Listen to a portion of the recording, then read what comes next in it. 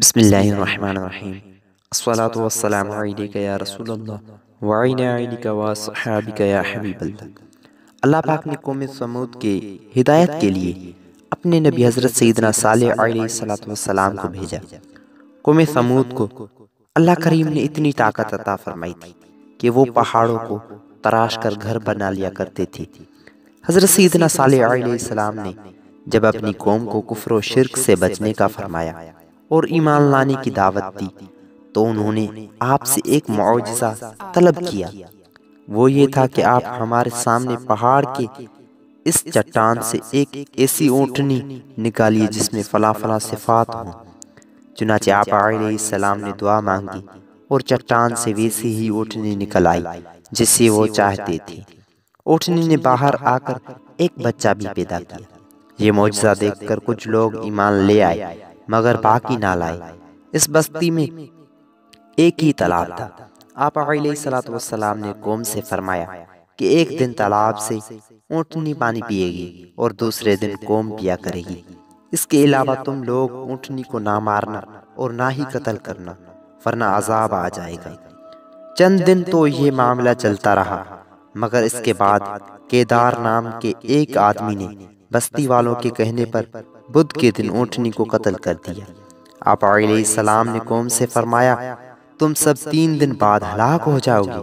پہلے دن تمہارے چہرے پیلے، دوسرے دن لال اور تیسرے دن کالے ہو جائیں گے۔ چنانچہ ایسا ہی ہوا اور اتوار کے دن دوپہر کے قریب ایک خوفناک آواز آئی جس سے بستی والوں کے دل پھٹ گئی۔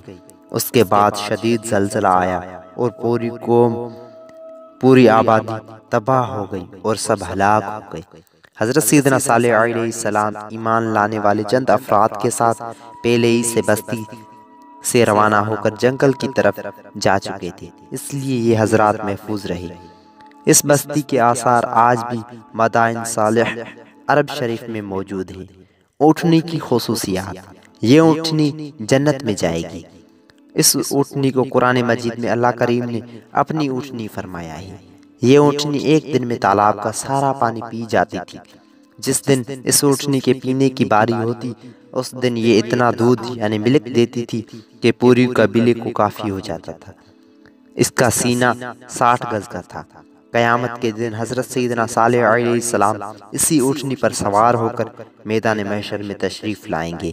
حکایت سے حاصل ہونے والی نصیحتیں: چٹان سے نکلنے والی یہ اونٹنی حضرت سیدنا صالح علیہ السلام کا معجزہ تھی۔ اللہ کے محبوبوں سے نسبت رکھنے والی چیزیں بھی اللہ کے محبوب ہوتی ہیں اور ان کی توہین سے اللہ ناراض ہوتا ہے۔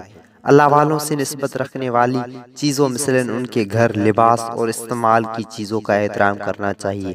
اللہ والوں کے احکامات پر عمل کرنے میں بھلائی ہی بھلائی ہوتی ہے۔ اللہ کریم سے دعا ہے کہ ہمیں عمل کرنے کی توفیق عطا فرمائے۔ آمین بجاہ النبی الامین صلی اللہ علیہ وآلہ وسلم۔